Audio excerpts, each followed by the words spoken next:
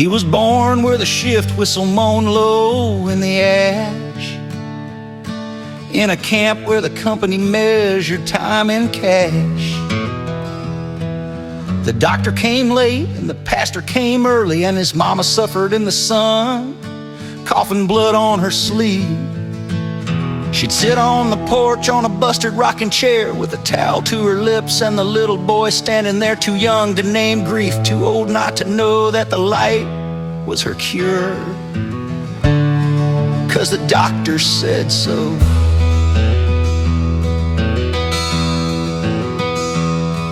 His father ran off or maybe drank through the days, left the boy in the fever to rot in the haze. And when the coffin turned crimson and her hands went still, the women came down with quilts from Thompsonville. They buried her shallow near a thistle-thick rise, and the boy said no words, just looked up at the skies. He learned not to cry, just to carry and keep, the way orphans do,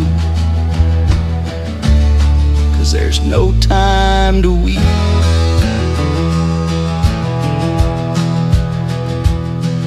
The mine took him next down in the black breath, where the coal dust settles in the lungs like death. He swung his pick with his step-uncle's hand, a man who once raised him, now stooped like the land. He drank from a tin cup and slept in his boots, dreamed of sunlight on sandstone and mulberry roots. But he stayed like a post driven deep in the clay, for that was the rude street of a man who won't stray. I was a witness to the smoke, to the fire, to the pit, to the sweat on the rail where the shift bell hit. I saw mothers fall sick from the air in the mine, and boys turned to men by breaking their spine. I never once prayed for a life in a new land, just gave what I had to the soil and the sand. Now the mountain don't move, but I still exist, a name on a ledger,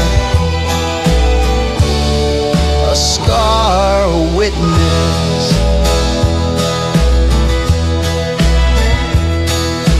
World War called with a rifle and map, and malaria came knocking to lay him out flat. He sweated and shook in the Pacific's green glare, while his brothers fought ghosts in the sulfur-thick air. When the mine blew skyward in 51's rain, they brought out the bodies like bundles of grain. He stood by the fence line, the face like flint, and read each tag like a verse written in red print.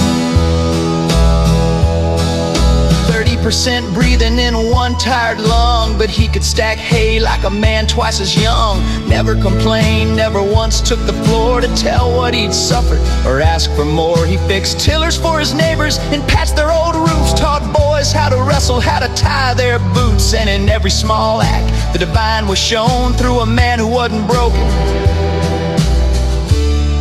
but built from headstones.